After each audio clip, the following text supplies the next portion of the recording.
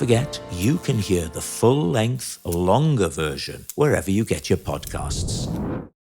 Talking to Miles Jupp about whether or not we look at reviews, what you may ask somebody, what's the general feeling? Yeah, that's true. But I don't want. I mean, if you're doing a stand-up show or something or a play, then eventually you walk past a poster and some quotes have appeared on it. So that's kind of unavoidable. But they're only ever going to be good, aren't they? Yeah, that's true. So that's very selective. But if there's none have appeared on it, then you also know. Oh, hello. I remember being in a play once in the West End, and the headline quote that they went for was from, I think, Smooth FM, something like that. Yeah. And then later someone said, "Oh, that had a great review on the stage." And you thought, wouldn't that be the one you put outside a theatre? Yeah. But yeah, I know. I try and avoid these things. Like you, I suspect, quite sort of sensitive to that sort of thing. But also that feeling that you think, well, I'm sort of doing it the way I want to do it, so I just need to stick on that path. So I've worked with people with different attitudes. Kenneth Branagh will not look at a thing, doesn't want to know, doesn't care. And isn't there something lovely about that? And then someone the other day said that they were in something and once they hadn't looked, and they said to a friend, "No, I don't look at the reviews." And this person said, "No, best not to." I remember I have a director once on something saying to us before the press night, and looking back, that was slightly odd timing. He said, "Never mind what the reviews are. Please have the arrogance to believe that what you're doing in the right way." And I thought it was quite good advice, and would have been brilliant advice if as it turned out, it had good reviews. Well, speaking of good reviews, we are in the presence of a man who's had very good reviews for his live show that is going back out onto the road because it's so good. You won't have read these then if you are a man of your world. No, I've not. Daily Telegraph. Compelling new stand-up show unspools his health ordeal with an understated delivery that hits hard. 4 stars. 4 stars for a comedy show is fantastic. Unspools is a really good. The Times joyful show about near death is his best yet. A masterclass, says the Arts Desk, and superior wit, says Chortle. The one that struck me was understated delivery, because you that's something I admire in you, is that you don't stand there, like some performing monkey. I love how understated you are. Well, that's very kind of you. Yeah, I don't rush out going, hello, hello, hello. I've always felt, though, sort of self-conscious doing that. Someone like you've got the kind of Saturday night shiny floor gene, and you can go out and just shouting, "Hey, how are you? Have a good time."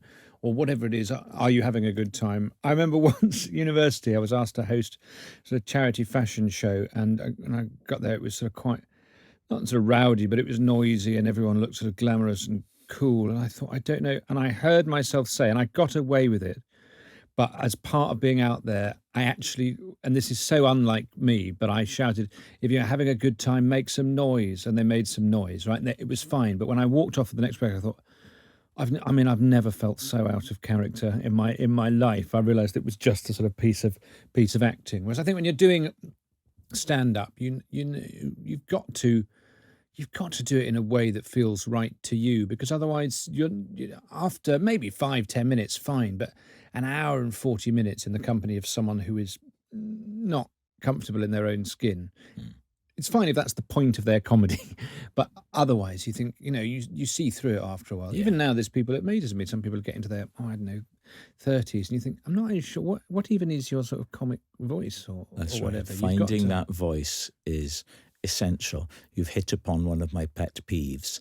Make some noise. That makes my blood boil. Yeah. You get it at sporting events. If you've gone to see a big rugby match or something, you're a rugby man, aren't you? I'm not really, but I went to the Principality the other day to watch Wales-Fiji, and I thought the atmosphere was so good.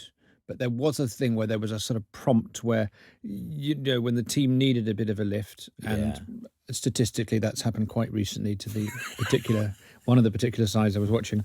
I think when they were sort of saying, please, they were saying, please make noise. And I kind of thought the game, we're already watching, something that is a sort of stunning live thing, and we can all sense it and whatever. And the noise that happens, anything like laughter, it needs to be involuntary, doesn't it, to actually make the difference. At a rugby match, even before the match, you know.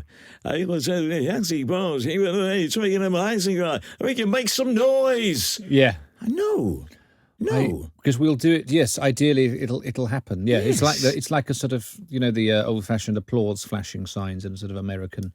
They have American DJs at rugby studio. matches now. If you go to, say, the big match at Twickenham, which is between Christmas and New Year, they'll have DJ even. We'll have the Director General of the BBC demanding that people make some noise. Yeah. Well, I think that's you everything. listen to me, That's you everything chaps. that Wreath wasn't about.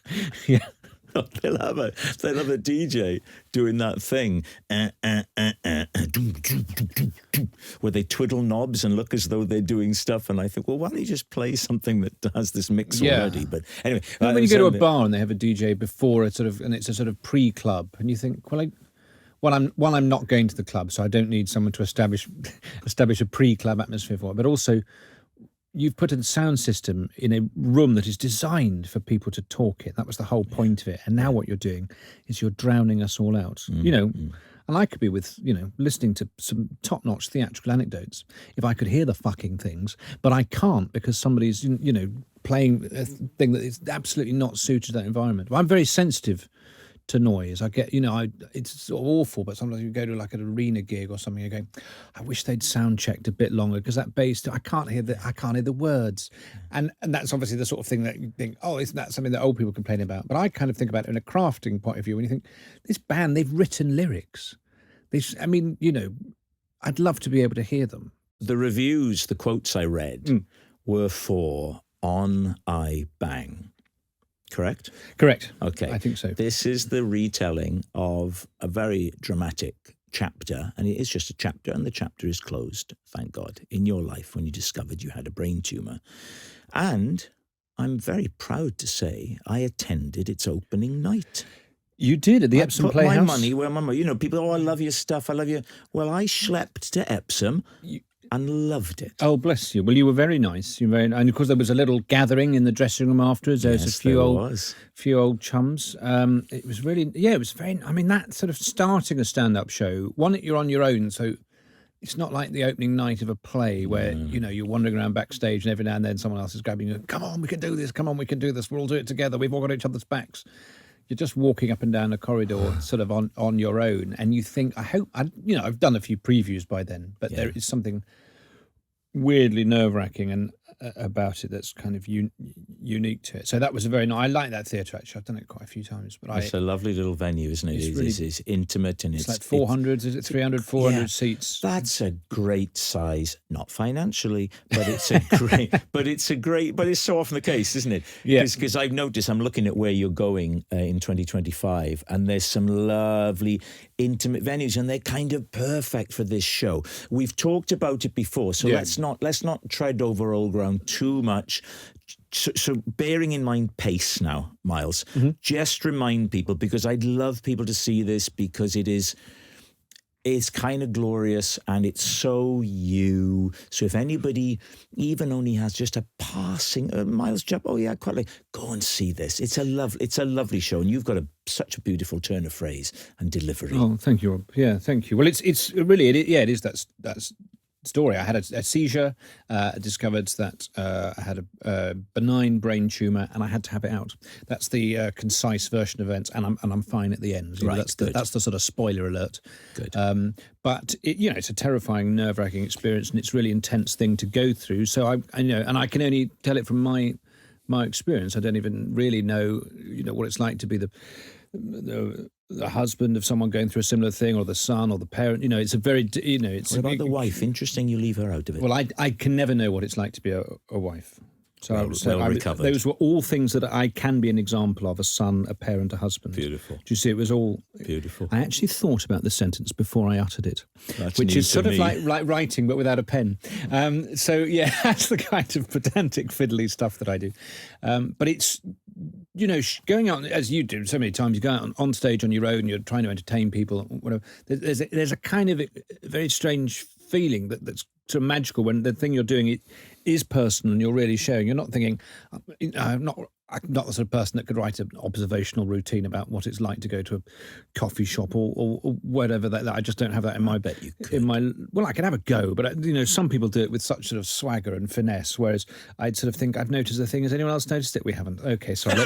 Let's move on. That's sort of where I'd be at with it. But to share a thing where you are, you really are genuinely sharing and it's personal. You feel a connection. Yeah. There's an excitement. Look at this. I noticed that I got sent the thing about the tour, but I also got sent this general blurb about you. And I loved this line. Listen to this, because it says, no, it wasn't in that one. It was in the one about the tour. Okay. It says, since Miles's previous tour finished at the London Palladium in 2017, so ding, well done. Yeah, just... a bit of a boast, but tuck it into the lining. Yeah. Since he finished the London Palladium, he's played Emperor Francis I in Ridley Scott's new film Napoleon. Now, it's no longer his new film. No, I know, but yeah. Hey, come on. That's a nice thing to be able to have written. You finish your tour at the Palladium. And then you go off and play with Ridley Scott. Well, that's a sentence and a half, which described two events that took place 7 years apart, isn't it? So is that right? Yes, that's the crowd. Well, the tour finished in 2017. It's true. He says since. Okay, so it should have read since Miles's previous tour finished at the London Palladium in 2017. He fell upon hard times. Barely worked. Thank God, due to some administrative cock-up, he ended playing Emperor Francis I in Napoleon, when in fact they thought they'd booked Hugh Laurie. Yeah, well, that would be a very good booking. Yeah, I mean, you have to sort of zhuzh up the old CVs. I mean, they're true. I haven't been sat on there. I could have said, since his last tour, there's a pandemic hit the entire world, and like everyone, he was forced onto Zoom for about 2.5 years. Did you ever do any Zoom gigs? No, one sort of Q&A one for a corporate thing. I didn't. I did one. There was a sort of fundraiser one again for a club in Scotland, but I didn't. The thing was where you'd be asked to go and do a gig in, where the audience would be in their cars. Oh, God, alive. And I just... Yeah. No. And I don't know if they were meant to... They beat their horns or flash their lights. Well, I'm a very jumpy person. So if I had a good gig, by the end of it, I would have been an absolute just ball of nerve. Because every time, sometimes like in a radio play or the news item, it honks on the news when you're driving. You think, I hate that. I don't like... I'm terrible at that. I think that car horns should be banned on any radio commercial or radio program or anything at all, because it's a horrible feeling. How are your kids doing? You've got 5 like me, haven't you? Yeah. What ages are they now? 15 is the oldest. Oh, it's still a young family. I guess, well, I mean, I'll... Go on, give us the ages. 9 is the youngest, 15 is the Count oldest. us down then. Have you got twins in there somewhere? Twins in there, yeah. 15, 13, 12, 9. 15, 13, 12, 12, 9, like a code to a nuclear bomb. Yes, exactly. And it changes every, Yes, every of course it does, doesn't it? There's a very neat period where everything's it only lasts about 3 months, where there's 2 years separate them, and it's sort of slightly easier to remember. How is fatherhood at the moment? Well, we're in the run-up to Christmas as a time of recording, so that has certain administrative aspects to it. But it's, I realised that enjoying Christmas, that is part of that's a parental duty. Responsibility. Yeah. So actually last night, I haven't finished it yet, but my daughter made a beautiful advent calendar for my wife. How old is she? She is 13. She's a very, very, very, very good artist. And she made this beautiful advent calendar. And then each one, when you open it up, it's got a thing that you should do that day. And yesterday it said, watch a Christmas film.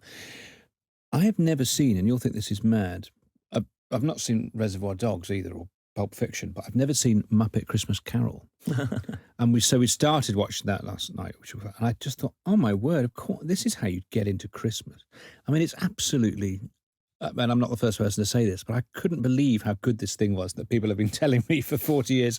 It's really fantastic, but oh my God, it's good. So I think that'll help me as being a sort of Christmas parent, is following these instructions and watching loads of Christmas movies. The Christmas Chronicles 2, Die Hard.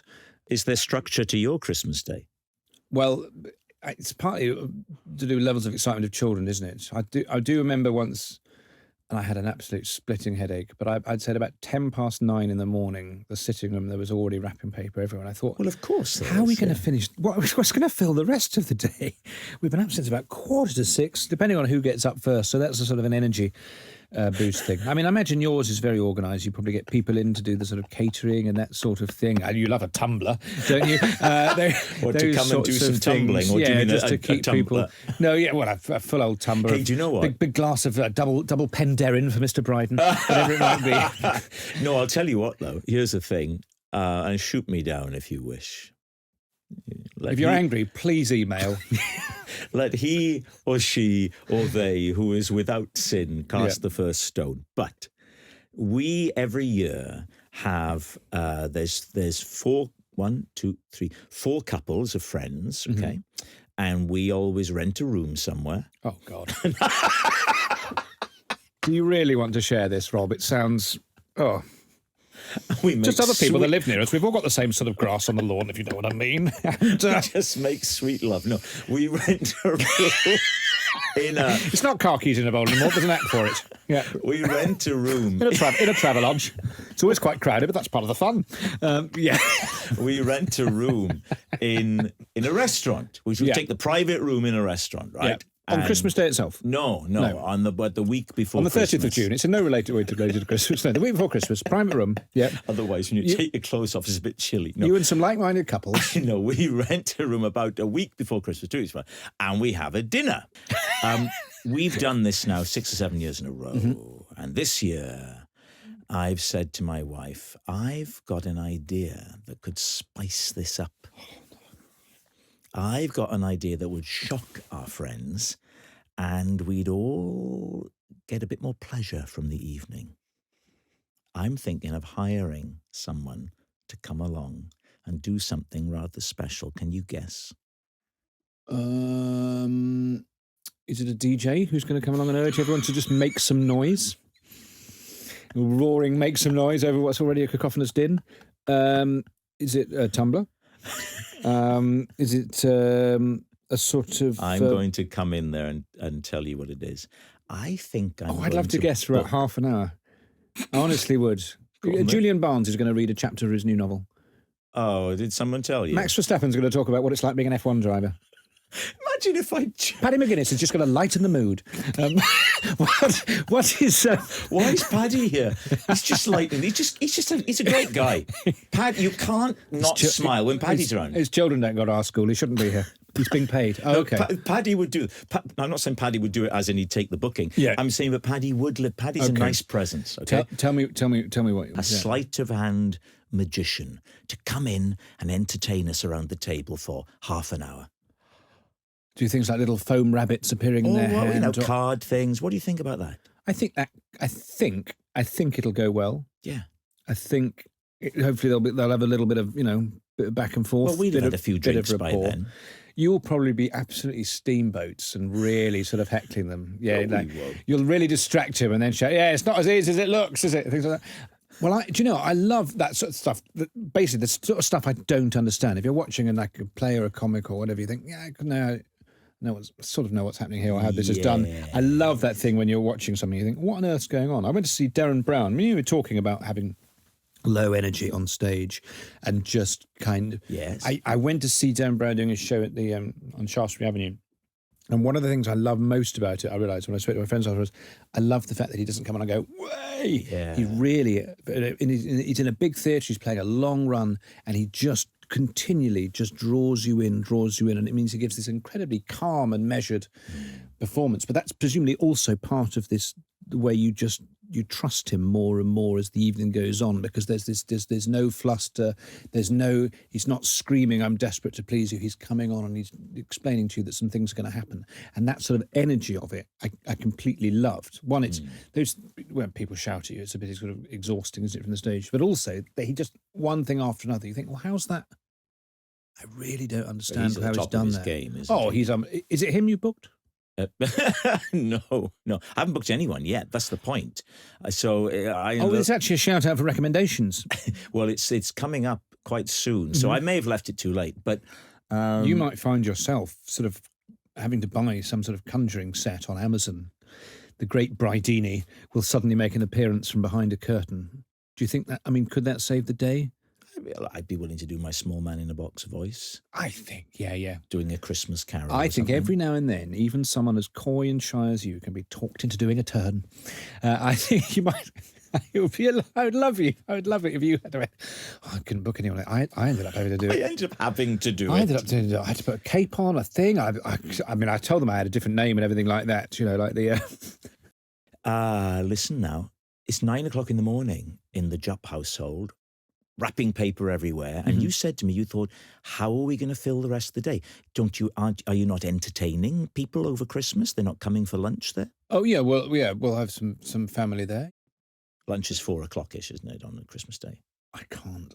It's yet to be decided. Because Mrs. Jupp drives it and No. is in charge. It's also it's about catering for people in their 80s and people who are in single figures. They like to eat at different times, and some people like to sit at the table for 3 or 4 hours. Not myself. Some people, like to eat their food in 12 minutes and go, can we get down? Yeah. And crack on with stuff. So that, Will there be any television? In the old days, of course, one would make appointments to watch things. Now, what about this year, this Christmas? Is there anything you're looking forward to on the television, particularly on Christmas Day on BBC One?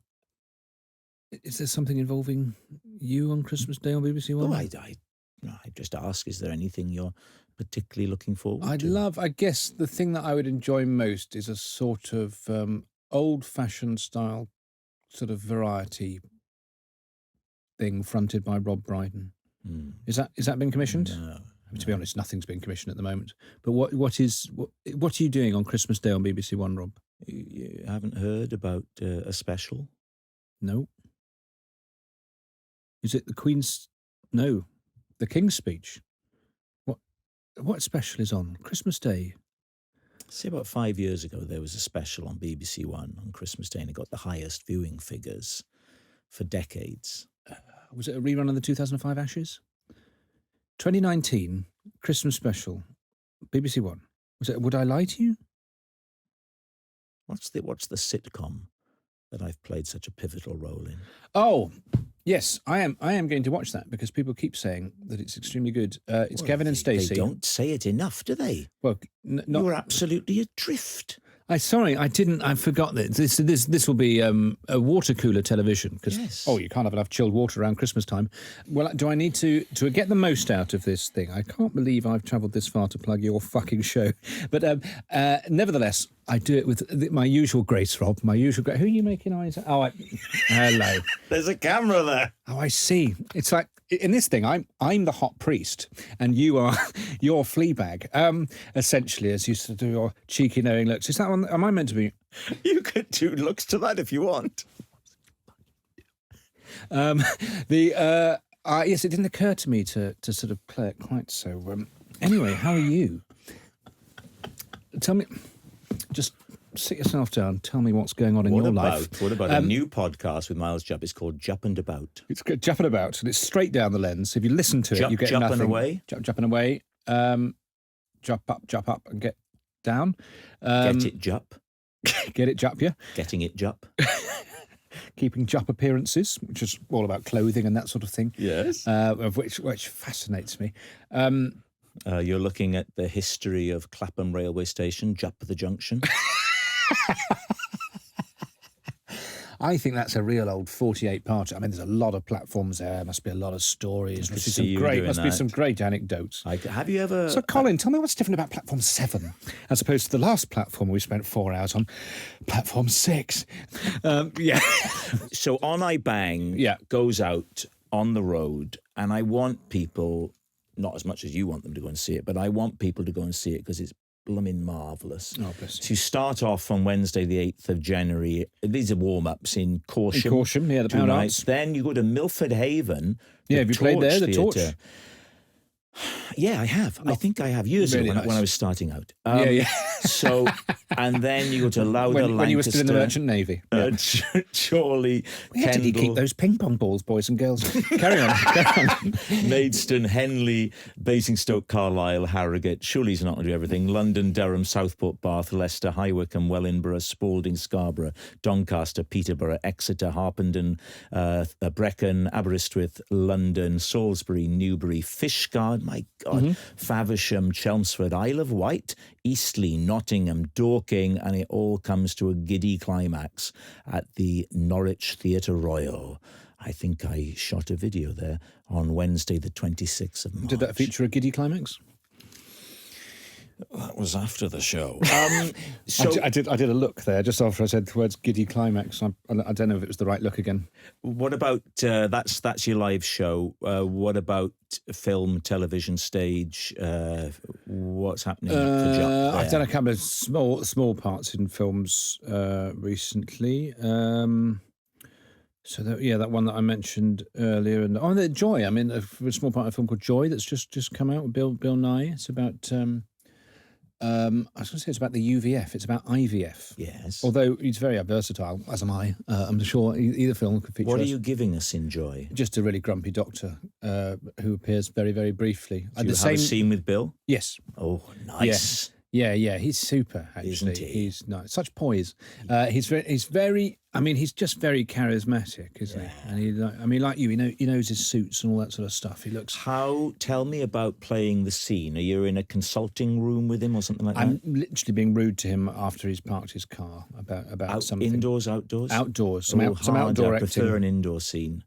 Right. And I love to just battle the elements. I would do that. How did you find his approach to acting? Did you learn anything from watching him? I liked how calm and relaxed he was, as well as being sort of absolutely on it, able to replicate, and then anything that he was asked to do very slightly differently, he could do slightly differently. This is, after all, he's got to drive a classic car, park it in a very specific location. Classic cars always have something slightly wonky about them. The controls are different. The mirrors are tiny, and each time he came in, absolutely parked it on the spot, got out in time for me to bang out my couple of lines or whatever it might have been. And it was relaxation.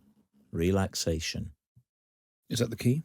Relaxation. Anthony Hopkins recently has said the most important thing in acting is relaxation, which comes from knowing the script so well that you don't have to give it a second thought. Now, I'm not sure I've ever been in that state other than at the end of, say, a single camera scene where they've gone round to every angle. They're not on me anymore. Yeah. And by then, oh my God, I know that now script. I know it. Now I know it. I know. Relaxation. It's interesting to hear you say you observed that in Bill Nye.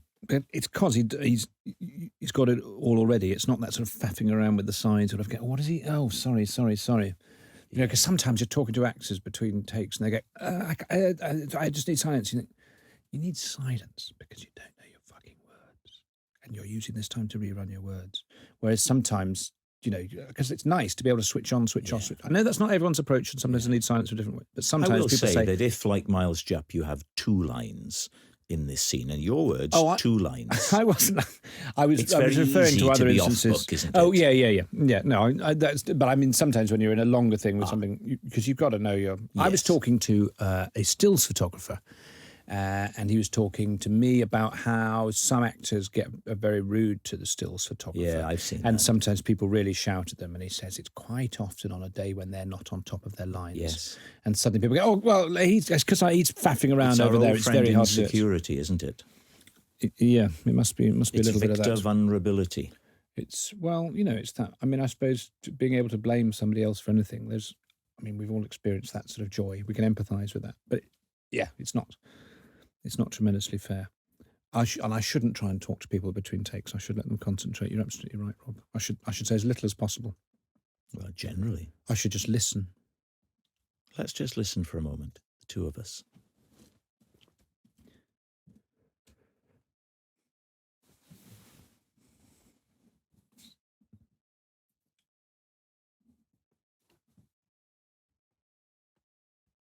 I thought that was rather lovely. That was mindful, wasn't it? I think it was the sort of, skip to that bit. That's the advice I would give people. It was mindful. Do you genuinely enjoy silence? Yes. Or are you one of those people that likes to fill? Yes.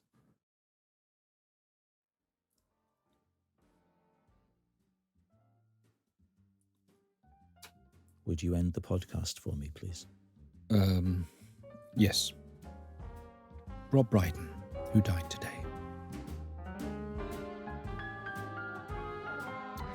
See you next week. Is that how it works?